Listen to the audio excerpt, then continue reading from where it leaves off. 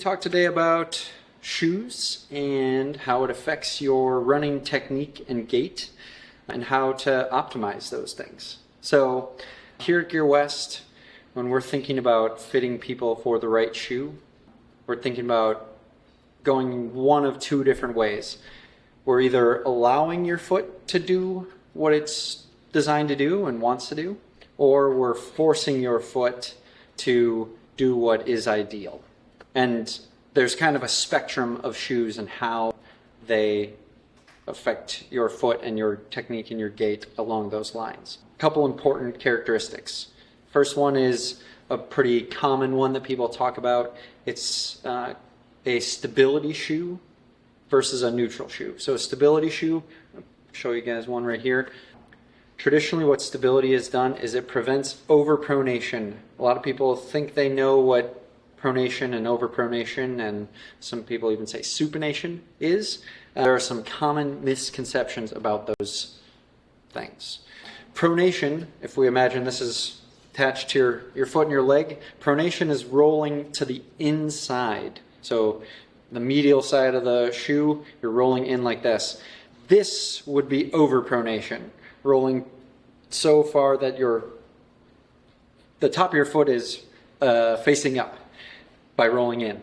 Supination, or what we actually call, the correct way is underpronation, would be rolling to where, again, your foot is facing the ceiling and your foot and leg are still attached. Now, we've heard some stories about trail runners who probably have done this, but for the most part, people aren't doing those exaggerated things. So stability, designed to prevent pronation, underpronation, or supination. A neutral shoe is something that just has really good cushioning. So a flexible shoe that is consistent through the midsole and doesn't have anything that's designed to hold the foot or correct the gait.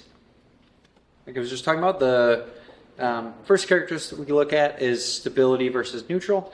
The second thing that Gear West specifically looks at is the flexibility of the shoe. So all shoes are on a spectrum as far as really stiff and supportive versus really flexible and lightweight.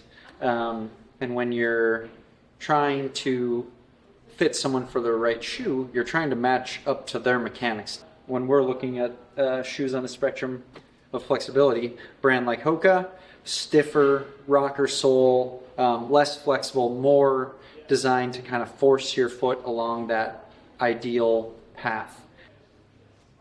Ultra, on the other hand, a brand that's zero drop, very flexible, something that's going to allow your foot to do what it naturally does. Now, some people, if your mechanics or your strength is not such that you can wear something so flexible, it's going to cause issues. But for other people, this is what allows them to have their most efficient natural gait. So why do you need an efficient natural gait? Because that's the best way that your body's going to absorb shock and impact. It's going to prevent repetitive injuries like shin splints, plantar fasciitis, IT band syndrome, those common things that happen because of your body not absorbing shock in the right way.